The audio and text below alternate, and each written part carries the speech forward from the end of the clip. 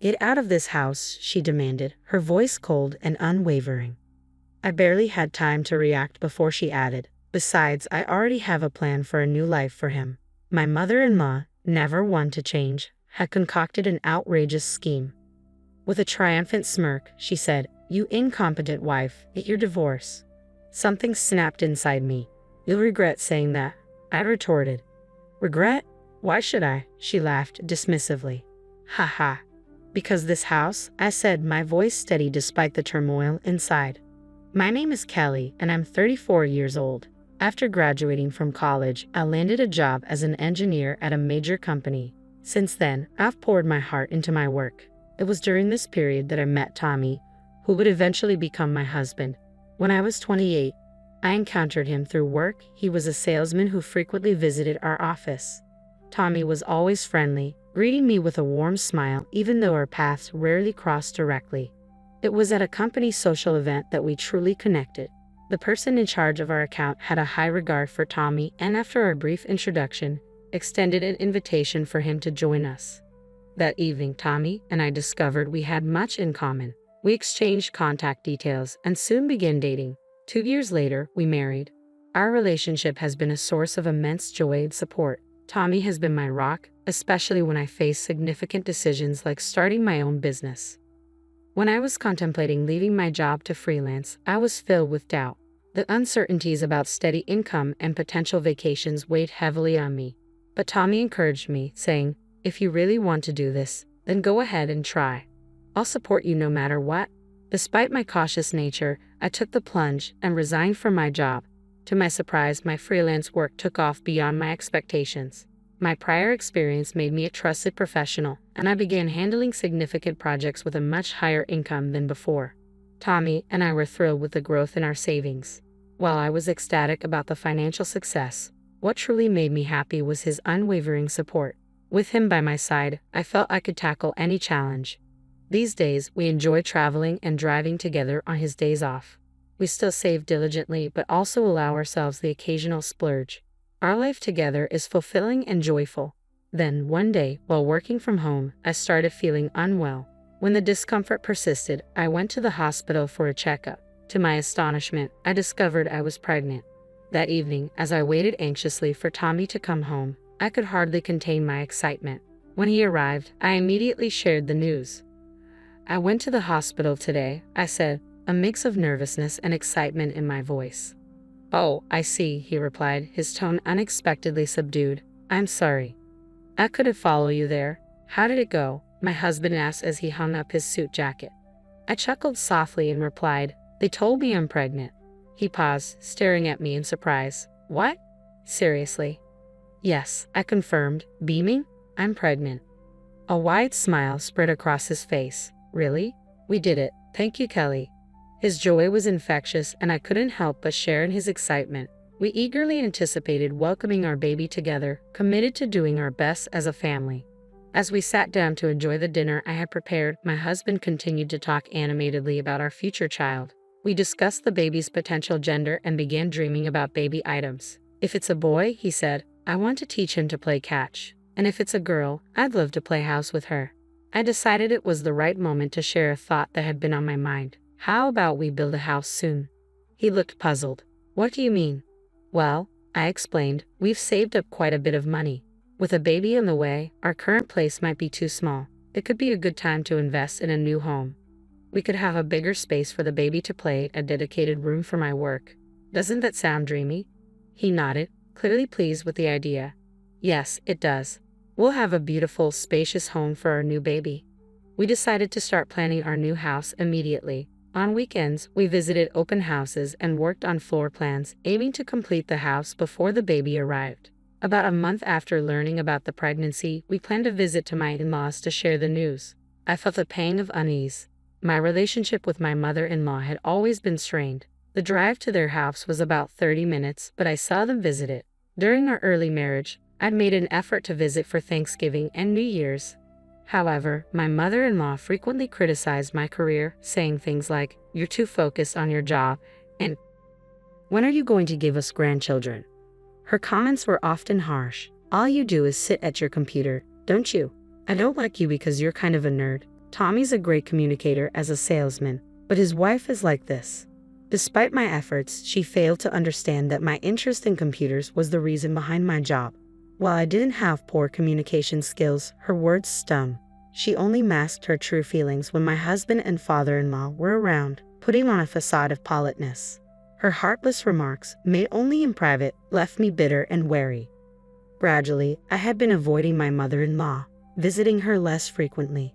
However, this time, I had no choice but to go since we were sharing the news of our baby's arrival. She had often asked if I had any children yet, so I hoped she would be pleased to hear the news. With a mix of anxiety and anticipation, my husband drove me to my in-law's house. My mother-in-law greeted me with her usual blank expression, but her demeanor shifted immediately when my husband spoke. "Mom, it's been a long time," he said warmly. Her face lit up with a smile, and her tone brightened. "Oh, Kelly, it's been ages. I hope you've been well." "Yes, I've been fine," I replied, trying to match her cheerful tone. "I'm glad to hear you're doing well too. Come on in, both of you," she invited us with a forced enthusiasm. As we entered the living room, my father-in-law welcomed us warmly, saying, "Oh, you've come a long way." I was about to sit on the sofa with my husband to chat with my father-in-law when my mother-in-law asked me to help with serving tea. I followed her to the kitchen, feeling a pang of discomfort. In the kitchen, my mother-in-law's demeanor changed completely. She looked at me coldly and said, "I haven't seen your irritating face in a while. I suppose you're still doing that lowly job of yours? I hear you plan to keep working even after the baby is born. I hope you're not going to make a foolish decision like that." Her harsh words stung, but I had to endure them. When I returned to the living room to serve tea, her attitude shifted again. In front of my husband and father-in-law, she was all smiles and acted like the perfect mother-in-law. When my husband announced my pregnancy, her reaction was a facade of joy. "I'm so happy, Kelly. Thank you. I can't wait to meet my grandchild. You're such a wonderful daughter-in-law." Her sudden change in attitude was bewildering, but I forced a smile in response. I was eager to leave after sharing the news. I just needed to navigate the conversation with polite responses and get out of there. Unexpectedly, something happened during the conversation that caught me off guard. It all began with a seemingly casual comment from my father-in-law. "Won't your current room feel a bit cramped once the baby arrives?" My husband, excited about the prospect of a new house, enthusiastically mentioned that we were considering building one. My mother-in-law, who had been quiet until then, perked up immediately. "You're building a house?" she asked, her tone oddly cheerful. I had a sinking feeling about where this was heading. Then my mother-in-law made a surprising suggestion. "Let's make it a two-family house." My husband and I were caught off guard. "What are you talking about, Mother?" he asked, his confusion evident. But my mother-in-law continued as if she hadn't noticed our reaction. "Since this house is getting old anyway, we've been talking about either renovating it or selling it. If we convert it into a two-family house, we could support Kelly during her pregnancy and live with our grandchildren. Don't you think?" My father-in-law, still puzzled, responded, "Well, it would be nice to live with the grandchildren, wouldn't it?" My mother-in-law, as if she had prepared a convincing argument, added, "Exactly. It's not easy when you have a baby, especially since you plan to keep working after the baby is born, Kelly. It would be reassuring if I were around to help with the housework and childcare." Her pressure was palpable, and I could feel myself flinch. My husband, sensing my discomfort, said, "Well, it's an important decision, so we'll need to think about it. We should be heading home now that we've shared the news," he added, signaling it was time for us to leave. I was surprised by how excited my mother-in-law was about the news, but it was a relief to see her happy about the birth of our child. Despite her enthusiasm, I still felt apprehensive about living together. My past experiences with her left me doubtful. However, since then, my mother-in-law seemed to have changed her approach. She stopped the harsh comments and began regularly sending me emails to check on my health. Her texts were kind and considerate, without any of the unnecessary remarks I had grown accustomed to. I started to wonder if she had genuinely changed her attitude. After a long absence, I visited my in-laws for Thanksgiving, and their warmth was unexpected. Even when we were alone, she was kind and supportive. Newfound kindness made me reconsider my stance. When my husband asked me about the possibility of living together in the new house, I was more open to the idea. The deadline for completing the house was approaching quickly, and we needed to make a decision. I had been working closely with my mother-in-law, who had been increasingly kind. It began to feel like living in the same house might be manageable, especially with her help around the house and with childcare. I even started to think it would be beneficial to have her support. "Let's go ahead and build the two-family house," I suggested to my husband. He looked surprised. "Is that really a good idea? You've always had issues with my mom." I sensed he was carefully observing my reaction. While I still had reservations about her, I was reassured by how she had been treating me recently. "I think we could make it work now. She's been very kind, and it seems like we can get along." My husband seemed relieved. "I'm glad you feel that way. You're right, my mother can be a bit challenging, but I believe she'll help with the kids." We returned to the construction company to modify our plans for the two-family house.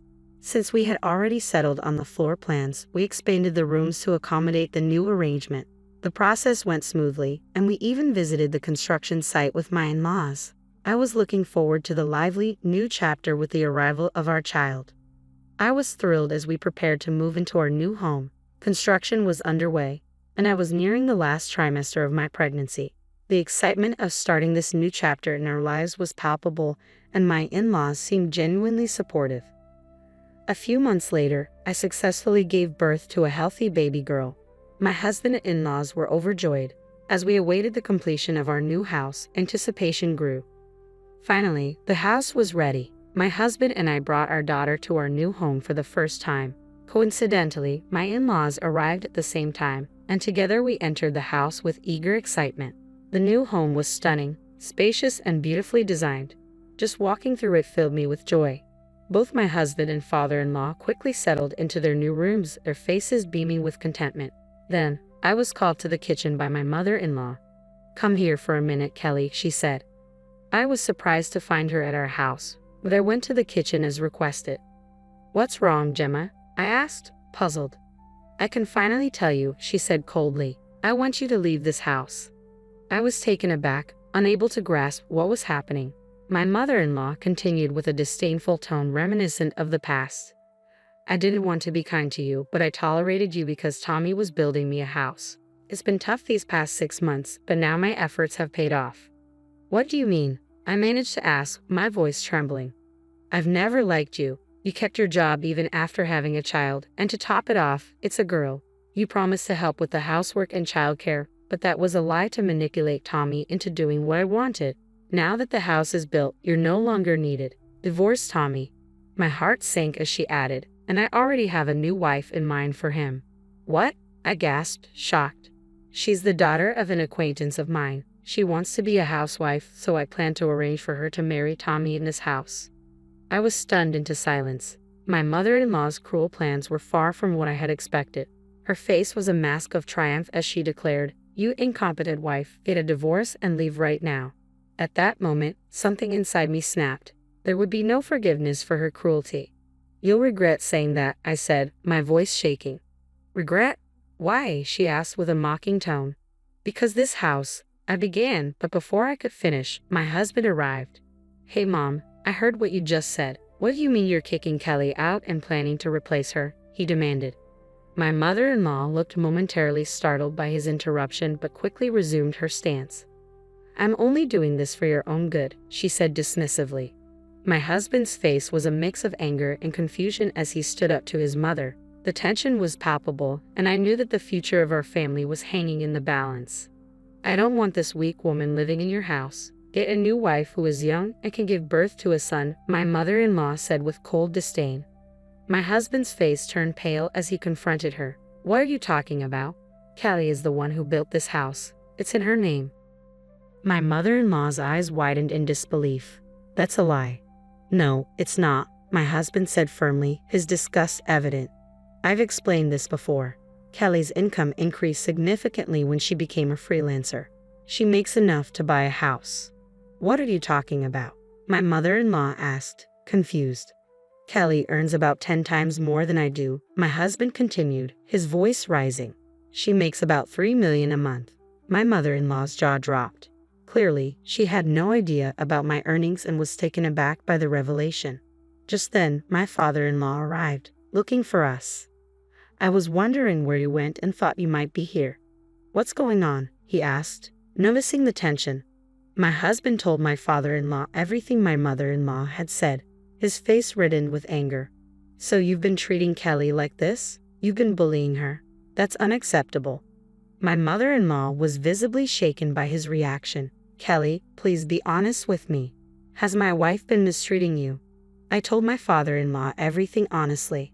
How my mother-in-law had been difficult from the start of our marriage and only pretended to be kind during the house construction. His disappointment was clear as he glared at her. "I'm already disappointed in you. I'm divorcing you." "What?" my mother-in-law stammered. "I don't want to be with someone who can't care for the person important to her son," he declared. "If I'm going to retire, I want to be with someone who genuinely cares. I will not be miserable in my old age. You're the one leaving. I'm divorcing you now." My mother-in-law was devastated and began to cry, unable to stand, but no one sided with her. My husband helped her into my father-in-law's car, and my father-in-law apologized to me before returning to their house. It turned out their house was already on the market, and he had expedited the move-out date to prepare for the worst. He served my mother-in-law with divorce papers and moved into our new duplex. At first, Dean was hesitant to live with us, but given our positive impression of him, we invited him to stay. Meanwhile, my mother-in-law, left with no job and no support, moved into a cheap, shabby apartment. The marriage arrangement she had hoped for her acquaintance's daughter and my husband was also canceled. Her untrustworthiness and attempts to meddle had left her isolated, and she quickly lost all her connections. Though I'm not sure what she has done since, I imagine her life is now quite difficult. On the other hand, our family of 4 is thriving. My father-in-law and husband dote on our daughter, and happiness fills our home each day. We look forward to continuing our lives together, supporting each other and enjoying our newfound peace.